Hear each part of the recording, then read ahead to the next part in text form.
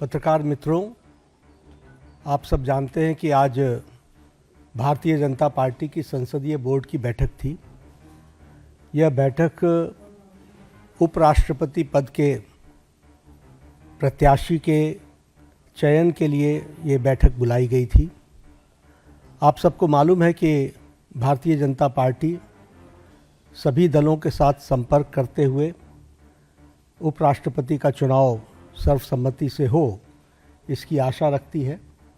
और इसीलिए हम सब लोगों ने पिछले एक सप्ताह में लगभग सभी राजनीतिक दलों के साथ, हमारे एनडीए के पार्टनर्स भी और जो हमारे विपक्षी दल के पार्टी के सदस्य हैं, नेता हैं, उनके साथ भी संपर्क साधा था हमारे वरिष्ठ नेताओं ने। और हम लोगों ने इस बात को की उम्मीद रखी है कि हम उपराष्ट्रपति का चुनाव सर्वसम्मति से करें और भारतीय जनता पार्टी एनडीए का कैंडिडेट हो। इस बात को उनके साथ स्पष्ट करते हुए हम लोगों ने बात को रखा। हमारे जो विपक्षी दल हैं, उन्होंने कहा कि कैंडिडेट के पता चलने के पश्चात हम तय करेंगे हमारा समर्थन रहेगा या नहीं। हमारे एनडीए के साथियों के साथ भी चर्चा गहन रूप से हुई और गहन रूप से चर्चा होने के बाद आज हम यहाँ पर आपको खुशी से ये बताना चाहते हैं और ये खुशखबरी देना चाहते हैं कि संसदीय बोर्ड की बैठक में जिसका नेतृत्व हमारे प्रधानमंत्री नरेंद्र मोदी जी की उपस्थिति में हुआ, उनके नेतृत्व में ये बैठक हुई। सभी पहलुओं पर चर्चा हुई और नामों पर विस्तृत रूप से जो पार्टी में एक्सरसाइज हुई थी, उन सारे एक्सरसाइज के बारे में डेलिब्रेशन हुआ, सभी के साथ चर्चा हुई, सुझाव मांगे गए और उसके बाद फिर ये तय हुआ कि हमारे उपराष्ट्रपति के प्रत्याशी के रूप में हमारे महाराष्ट्र के राज्यपाल श्री सीपी राधाकृष्णन जी, चंद्रपुरम पुन्नासामी राधाकृष्णन जी, उनको हम एनडीए का प्रत्याशी बनाएंगे और वो एनडीए के प्रत्याशी के रूप में रहेंगे। सीपी राधाकृष्णन जी, जिन्हें हम चंद्रपुरम पन्नुसामी राधाकृष्णन के रूप से जानते हैं, आपका जन्म अक्टूबर 20 1957 त्रिपुर में, तमिलनाडु में हुआ, तिरुपुर में।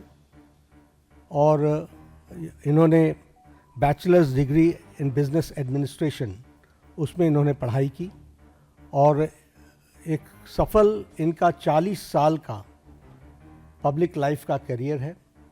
आप वर्तमान में महाराष्ट्र के गवर्नर हैं। इससे पहले आप झारखंड के गवर्नर रहे, राज्यपाल रहे और साथ में आपके पास राष्ट्रपति महोदया के माध्यम से तेलंगाना का और हमारे पुडुचेरी की लेफ्टिनेंट गवर्नर और तेलंगाना के गवर्नर के रूप में भी आपके पास चार्ज रहा और वर्तमान में आप महाराष्ट्र के गवर्नर के रूप में काम कर रहे हैं। जैसा मैंने बताया कि आपका राजनीतिक जीवन 40 साल का है और विभिन्न जिम्मेवारियों को आपने निभाया है। आप लोकसभा के 2 बार के चुने हुए सदस्य रहे हैं और लोकसभा का आपने प्रतिनिधित्व किया है और इसके साथ साथ आप कॉयर बोर्ड जो कोची में स्थित है, उसके आप चेयरमैन भी रहे हैं और कॉयर बोर्ड के चेयरमैन के रूप में आपने ऑल टाइम हाई एक्सपोर्ट्स ये आपने किया है।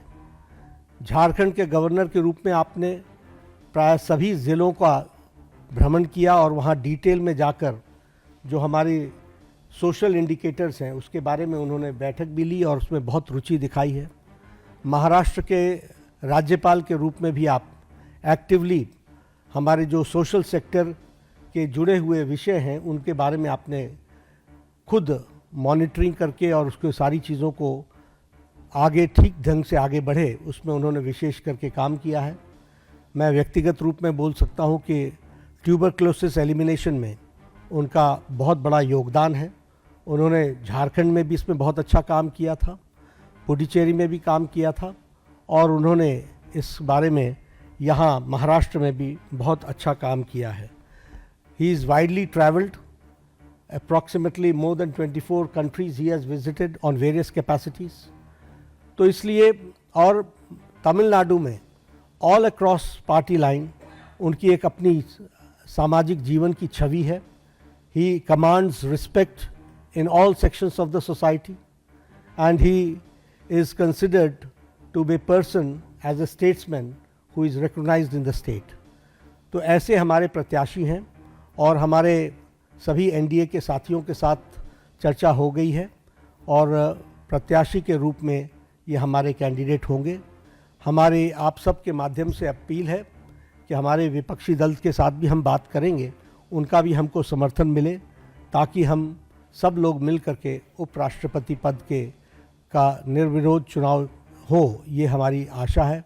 उनके साथ हमने जैसा पहले कहा कि हम संपर्क में रहे हैं, हमने उनको पहले भी संपर्क किया है हमारे वरिष्ठ नेताओं ने, और अभी भी हम उनके साथ संपर्क में रहेंगे और हमारे एनडीए के सभी साथियों ने समर्थन दिया है. तो पुनः सीपी राधाकृष्णन जी हमारे एनडीए के उपराष्ट्रपति वाइस प्रेसिडेंट के कैंडिडेट हैं. आप सब के माध्यम से सभी हमारे सांसदों से अपील है कि उनका समर्थन सीपी राधाकृष्णन जी को मिले.